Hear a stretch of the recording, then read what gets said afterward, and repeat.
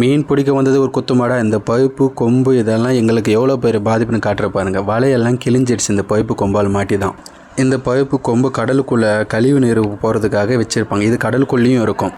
எப்பயும் போல் கேங்காய் மீன் பிடிக்க கடலுக்கு வந்தேங்க. எங்கள் ஊர் பக்கத்தில் நிறைய கம்பெனிங்க இருக்கும், அதாவது எறா கம்பெனி. அவங்க கழிவு நீரை இந்த பைப்பு வச்சு கொம்பு வச்சு கடலுக்குள்ளே விடுவாங்க. கடலுக்குள்ளே பாதி தூரம் வரைக்கும் அந்த பைப்பு வச்சுருப்பாங்க. அதில் மாட்டி இங்கே வலை கிழிஞ்சிருச்சு. அது கேட்க தான் நாங்கள் கம்பெனிக்குள்ளே போகிறோம். கடலோர கிராமம் ஈசிஆர், அதாவது மரக்காணத்துலேருந்து கோவளம் நடுவில் இருக்கிற எல்லா இடத்துலையுமே இந்தமாரி கம்பெனிங்க எறா கம்பெனி அதிகமாக இருக்கும். அந்த கம்பெனிக்கு கழிவு நீரை விடுறதுக்காக கடலில் தான் விடுவாங்க. அந்த கழிவு நீர் முன்னமேலாம் கடல் வளமும் அழிச்சதே இவங்க தான். அதிகமாக மீன் இனம் இருக்கும் கடல் ஓரத்தில். அந்த எல்லாமே உங்கள் கழிவு நீர் விட்டு அழிச்சது எல்லாமே உங்கள் கம்பெனிக்காரங்க மட்டும்தான்.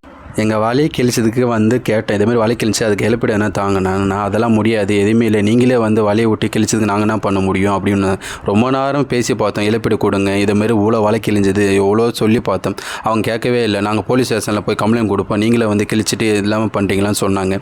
சரி, அப்படிப்பட்ட காசும் தேவையில்லை, ஒன்றும் தேவையில்லை, நீங்களே வச்சுங்க சொல்லிட்டு நாங்கள் மறுபடியும் வீட்டுக்கு வந்துட்டோம். இதெல்லாம் எங்களுக்கு தேவையில்லாத வேலைங்க.